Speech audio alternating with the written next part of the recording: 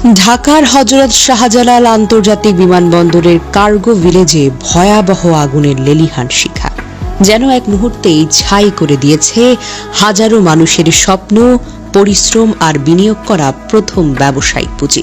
আজ অনেকে একদম পথে বসে গেছে। লাখ লাখ টাকার পণ্য, বছরের পরিশ্রমে গড়া ব্যবসা সবকিছুই যেন এক মুহূর্তেই শেষ। অনেকের জন্য এটি মাথার উপর থেকে ছিনিয়ে নেওয়া জীবন। কার্গো ভিলেজ যে জায়গাটি দেশের সবচেয়ে সুরক্ষিত স্থানের একটি, সেখানে প্রবেশ করতে হয় একাধিক নিরাপত্তা স্তর পেরিয়ে। সেখানে কিভাবে আগুন লাগলো? কোনো অঘটন নাকি অন্য কোনো গভীর ষড়যন্ত্র? এত সুরক্ষা, এত সিসিটিভি, এত নিরাপত্তার মাঝেও এমন ভয়াবহ আগুনের উৎস কোথায়?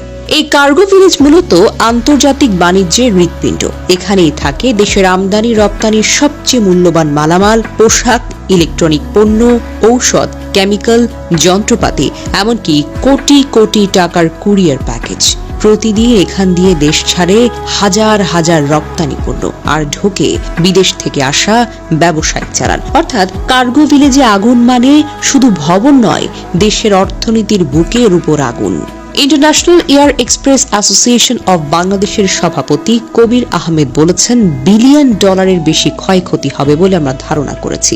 এয়ার এক্সপ্রেস ইউনিট পুরোপুরি পড়ে গেছে। আরেকজন C&F কর্মচারীর কণ্ঠ কেঁপে উঠেছে। সব পণ্য, কাপড় চোপড়, কেমিক্যাল সব ছাই। আগামী কয়েক মাস হয়তো আমরা কোনো কাজই করতে পারবো না। এখন প্রশ্ন হলো, দেশের সবচেয়ে নিরাপদ এলাকায় এমন ভয়াবহ আগুন কিভাবে লাগলো? কোনো নিরাপত্তার ত্রুটি ছিল, নাকি এর পেছনে আছে অন্য কোনো উদ্দেশ্য? কোটি কোটি টাকার এই ক্ষতির দায় নেবে কে?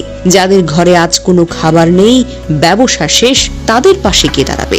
এ আগুন শুধু কার্গো ভিলেজকে পুড়িয়ে দেয়নি, এটি পুড়িয়ে দিয়েছে অসংখ্য স্বপ্ন, ঘাম আর বিশ্বাসের ভিত্তি। প্রশ্ন এখন একটাই, এই আগুনের প্রকৃত কারণ জানতে কি পারবে রাষ্ট্র, নাকি সব আগের মতোই তদন্ত চলছে এই শব্দের মাধ্যমে শেষ হয়ে যাবে?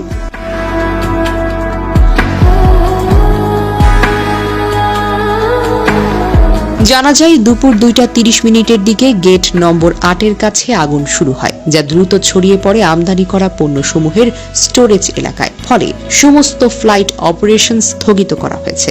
আকাশপথ বন্ধ হয়ে গেছে। ধোঁয়ায় কালো মেঘ ছড়িয়ে পড়েছে চারিদিকে, যা দূর থেকেও দেখা যাচ্ছে। এই ঘটনায় কোনো প্রাণহানির খবর না থাকলেও ভয়ঙ্করভাবে 25 জন আনসার সদস্য আহত হয়েছেন, যারা আগুন নেভানোর চেষ্টায় জড়িত ছিলেন। কার্গো ভিলেজের পুরো এলাকা ধ্বংস হয়ে গেছে, যেখানে কাপড় চোপড়, কেমিক্যাল, ঔষধ এবং অন্যান্য মূল্যবান পণ্য পড়ে পুরোপুরি ছাই হয়ে গেছে, যার অর্থনৈতিক ক্ষয়ক্ষতি বিলিয়ন ডলারের বেশিও হতে পারে। এই আগুন নেভাতে 37টি ফায়ার ফাইটিং ইউনিট, বাংলাদেশ বিমান বাহিনী, নৌবাহিনী এবং সেনাবাহিনীর টিম সহ একটি বিশাল অপারেশন চলছে, যা ঘন্টার পর ঘন্টা ধরে চলমান। কয়েকটি ফ্লাইটকে চট্টগ্রাম এবং সিলেট বিমানবন্দরে ডাইভার্ট করা হয়েছে এবং বিমানবন্দরের সুরক্ষিত এলাকায় এমন দুর্ঘটনা ঘটায় নিরাপত্তা ব্যবস্থার গুরুতর ত্রুটি প্রকাশ পেয়েছে।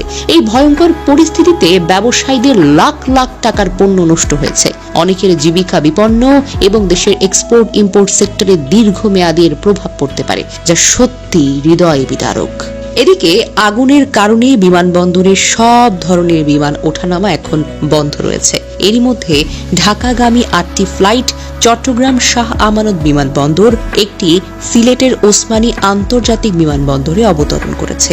ঢাকা থেকে ছেড়ে যাওয়ার অপেক্ষায় থাকা কয়েকটি আন্তর্জাতিক ফ্লাইটও ট্যাক্সিওয়েতে আটকে আছে।